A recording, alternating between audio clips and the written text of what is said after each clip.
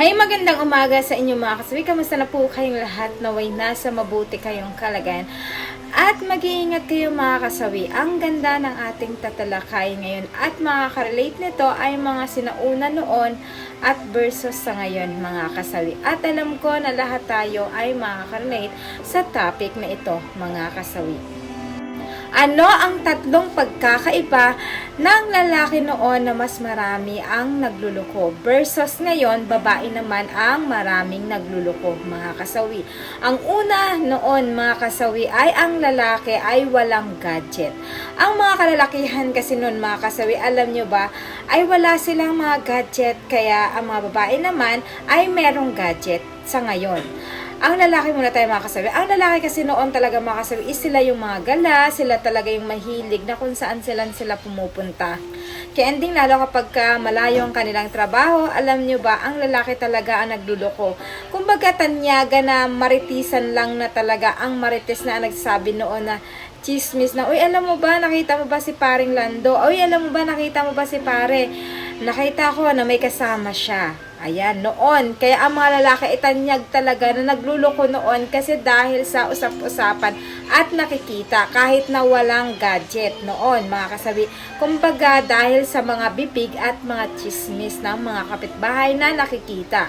Pero ngayon naman, high-end naman ang mga kababaihan. Ngayon ay meron na silang gadget, mga kasawi. Kung ang lalaki ay ganoon ang ginagawa, ang babae naman ay di cellphone na sila. Kaya mas napapadali ang kanilang pagluloko, mga kasawi. Lalo kapag ang asawa nila ay nasa trabaho, mga kasawi. Siyempre, kapag ang babae ay nag-chat sa kanilang asawa, at hindi ito nakakapag-reply, tapos nagkukulang ito ng oras ang lalaki sa babae, ang ending, ang babae ay nahuhulog sa ibang lalaki kapag nabibigyan siya ng atensyon, mga kasawi. Ayan, kaya noon, ang lalaki talaga ang nagluloko, pero ngayon ay kadalasan ay mga kababaihan. Pero sabi ko nga sa inyo, depende yan sa mga kababaihan, mga kasawi ha. May mga babaeng matino at may mga babae ding hindi. Ayan yun, mga kasawi. Ayan yung ating una na rason. Ang pangalawa, mga kasawi, na pagkakaiba noon at versus ngayon, ang lalaki noon, alam nyo ba, mahilig yan dumayo sa kapitbahay or magbibideo okay sa mga kapitbahay lang. So, syempre, ang mga lalaki, kapag once na merong kasama sa video okayhan, diba?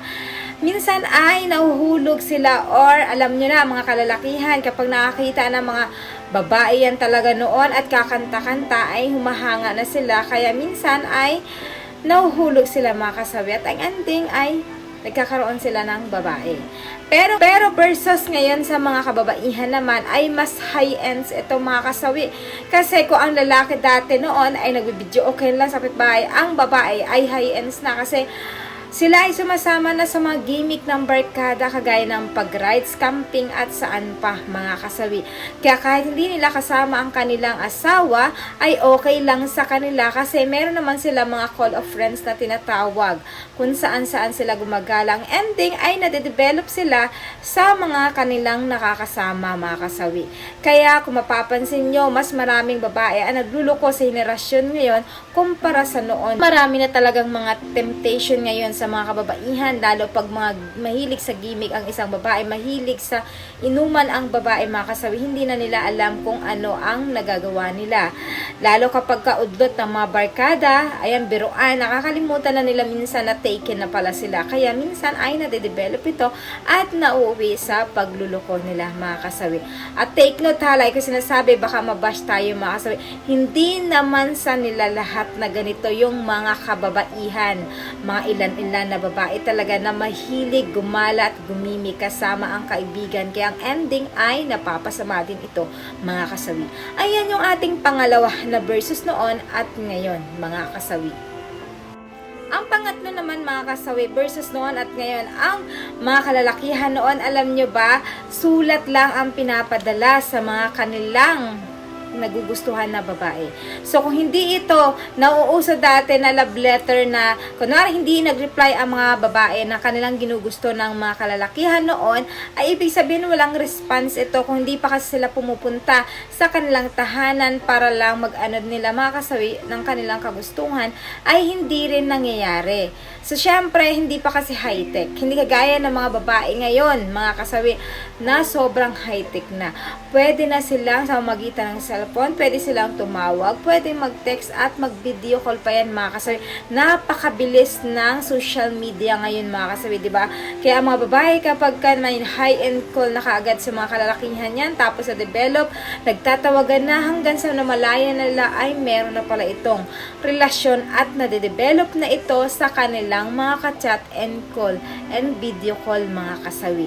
Ayan ang pagkakaiba noon ng mga kalalakihan na nagluloko at versus ngayon.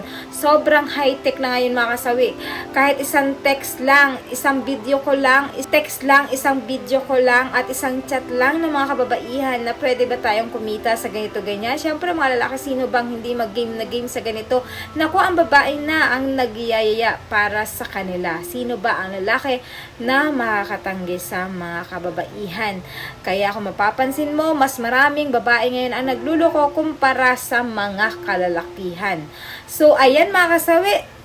Sabi ko nga sa inyo, yan ha, iba't iba ang katangian ng mga kababaihan. Tatandaan nyo, hindi naman lahat ay nagluloko. Pero, ilan-ilan ang mga kababaihan na mas lamang-lamang sila sa mga kalalakihan, na mas tanyag sila ngayon na nagluloko kaysa sa mga kalalakihan.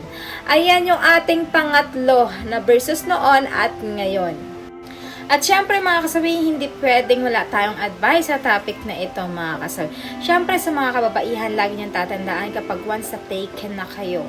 Kung may mga lalaki nag-aaligid sa inyo, nag-chat, nag-call, video call, lagi niyong tatandaan, utak, merong mga conclusion ang mga bagay-bagay na gagawin ninyo. Kung una ay napapasaya kayo na maka-chat at ka-video call ninyo, pero lagi niyong tatandaan, panandalian lang ang kasiyahan. Sa bandang huli ay pwede nyo itong pagsisihan. Kaya laging tatandaan, isipin ng mabuti bago kayo pumasok sa isang relasyon na alam nyong bawal na dahil meron na kayong asawa at anak. Lagi nyong tatandaan na kaya kayo na andito para kayo ang maging huwaran ng isang pamilya, lalo-lalo na sa mga anak ninyo. Kaya sa mga babae na nagluloko, mga kasawi, na hindi pa alam ng asawa ninyo, ngayon pa lang ay i-stop nyo na yan, kasi bandang huli ay malalaman din ito, at higit sa lahat, kawawa po yung magiging anak ninyo. Mawawalan na kayo ng dangal, mawawalan pa kayo ng pamilya, higit sa lahat ay karangalan ng buong pamilya mo ang mawawasak dahil sa ginawa mo. 'Di ba? Sabi ko nga sa inyo, ang pagkakamali ay hindi na magbabalik pa ito ng panahon. At panghabang buhay mo na itong pagsisisihan. Take note yan, mga kasawi. At syempre, lagi nyo tatandaan, ang mga kalalakihan naman, kung alam nyo ng taken na ang mga kababaihan, huwag nyo nang papasukan, kasi pwede kayong manligaw sa mga babae na hindi pa taken at dalaga pa. Huwag nyo nang gugustuhin na may asawa at sabit, kasi makakasira kayo ng isang relasyon, mga kasawi. Syempre, kung what if kaya nabaliktad ang panahon at sa inyo nangyari na ang asawa nyo ay kinuha ng ibang lalaki, ano ang mararamdaman mo? 'Di ba, masasaktan ka rin. So kung ayaw mong gawin sa iyo, ay wag mo ring gawin sa kanya para hindi kayo magkakasakitan ng loob, mga kasawi. So yan lang yung aking advice, mga kasawi. Maraming salamat sa patuloy na pagsuporta niyo sa akin. Sa walang sawang pag-share at pag-comment. Sa mga hindi pa po nakapag-subscribe, mga kasawi, pwede na kayo mag-subscribe. Pwede na kayo mag-follow para updated kayo sa topic ko araw-araw. Magandang umaga sa inyo, mga kasawi. Mahal kayo ng inyong advisor. Bye!